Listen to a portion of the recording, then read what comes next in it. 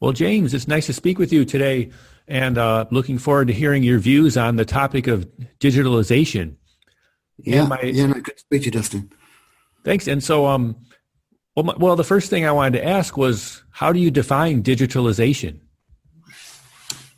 I would say in relation to freight forwarding, it's the automation of manual processes to deliver information faster, to deliver information more accurately, and to create external value for your clients and also internal efficiencies within your own organization. And can you explain your reasoning for why digitalization is good for freight forwarders and also the supply chain overall? Yeah, of course. So I think margins are getting smaller. A big problem for forwarders now is that many smaller independent freight forwarders, the buying rate that they can achieve is much the same for many of the freight forwarders that they might be in competition with. So therefore it comes down to, in most cases, the margin, and margins are being squeezed because as an industry it's becoming more transparent as well. So how do we maintain or increase those margins? It surely has to be internal efficiencies, and imagine by integrating digital forwarding technology, of course you're reducing straight away the need for constantly re-inputting or manually re-inputting data. So straight away, your operational guys can be doing something much more meaningful than just constantly adding data that's coming on an email into a computer system. But also much more than that, it's in an era where also smaller business, it's much more difficult to maintain contracts with smaller shippers for a longer period of time. It's creating the value that ties those people into your business too, so that they're not tempted away by the odd $10 or $20 on a sea freight rate.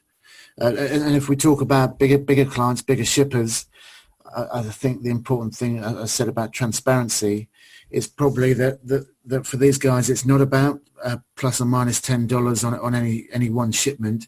It's about a much bigger logistics spend over a year, and what you're doing is giving them the reporting tools to gauge what they're doing against what their spend should be over a year maybe. Can you talk about why there's resistance to digitalization? I think for a long time it's been a generational thing. So the older generation have resisted it because I guess freight forwarding is or has always been perceived as what they call a relationships business, and is probably one of the last businesses that can stand here and say, I'm a freight forwarder, I get you the best rates because of my relationships, personal relationships with the shipping lines and the sales guys at the shipping lines. But actually, guess what? The shipping lines are digitizing. So straight away, half your relationships will be gone. Because your relationship with Maersk, with MSC, with Safmarine, whoever it might be, is now going to be online. There isn't a guy going to be calling on your door every 5 minutes with the ability to negotiate really good rates on your behalf, because he has to go back to head office, who then goes to regional headquarters or wherever. It's the idea that it's still a relationships business is disappearing. And also, I say generational because I look at my nephew. He's 18 odd years old. I started work with fax machines. My father had telex. We then had email. The younger generation don't want to spend 10, 20, 30 minutes typing out emails, which are pretty much a mirror of the email that came in. They just want to touch a button and let it all be done automatically. So yeah, generational, but also I think there's been, as digitalization in the last few years has become much more mainstream, I think some of the tech guys have certainly, or tech people have said straight away, this will be the death of independent freight forwarders. And because freight forwarders are quite a hardy bunch, they've straight away said, absolute rubbish. People have been threatening the death of a freight forwarder for years now. And so there needs to be someone in the middle, and hopefully I'm one of those people in the middle, bringing the forwarders from one side and the tech people from the other, and just talking a bit more sense, but because it's not necessarily a threat, although it is if you don't do anything about it. It can be a really good opportunity for a freight forwarder, you know. So can you talk about how do you carry out digitalization? Yeah, sure. So we work with somebody called Centraline Solutions out of Singapore, and they have something called a customer portal. So that's delivered to or through an iframe to a freight forwarder's website, and will integrate with most kind of common operating software. We use them. The portal, what it does, it allows you to take your rates and your bookings online, but also from milestones gives tracking, and allows these guys the reporting tools to manage their business a lot more effectively. Where the shipments are going, LCL, FCL, air freight, sea freight, the spend, and that's where I guess freight forwarding is going. It's becoming much more transparent, and what we are in the first place, we are a freight forwarding network of independent freight forwarders around the world. We're growing, but the whole idea for us is not only to help create digital forwarders, but we will become a digital freight forwarding network. So that means we will be a digital freight forwarder on behalf of our members around the world. Can you talk about some problems that you face, and then how are they overcome? I think it's this idea that it's a threat. It's explaining to people that, look, yes, it is a threat. If you just sit here and do nothing about it, yes, there's a fair chance your business model as it stands today will disappear, right?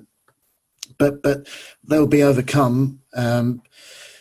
Independent forwarders will be overcome when you explain how digitalization is an opportunity, because if you think about everything that's happened in the shipping, I'm talking container shipping industry now, in the last 2-3 years, you've had the Hanjin bankruptcy, you've had mergers, acquisitions, you have the alliances have changed.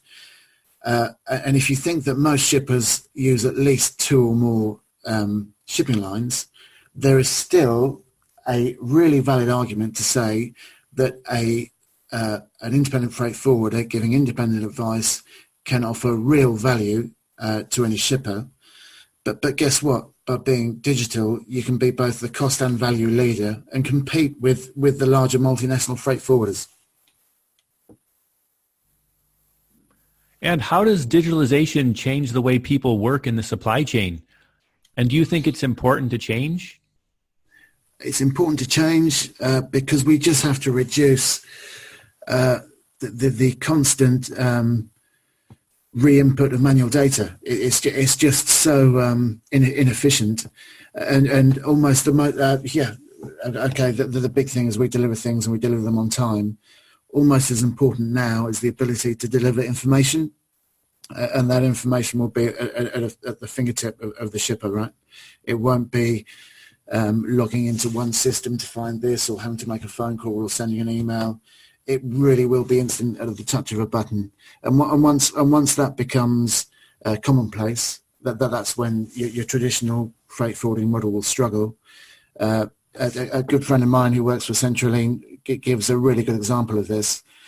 If you look 20 years ago, even when it came to booking flights anywhere, we went to a small independent travel agent, went in, they had a computer, they reviewed what was available, we picked the best option.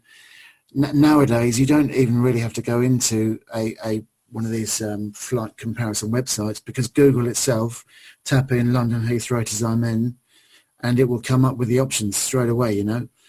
And so once that's available to people, that's when the traditional model is going to struggle. But you don't have to struggle if you take digitalization now, and it doesn't have to be a huge cost anymore, because people like Centraline exist to provide the whole process is one, much cheaper, but also is provided in much smaller manageable steps. So that's a real opportunity to become a cost and value leader. Thanks for sharing today, James. Yeah, great. No, thank you thanks for getting in touch, and thanks for talking to me.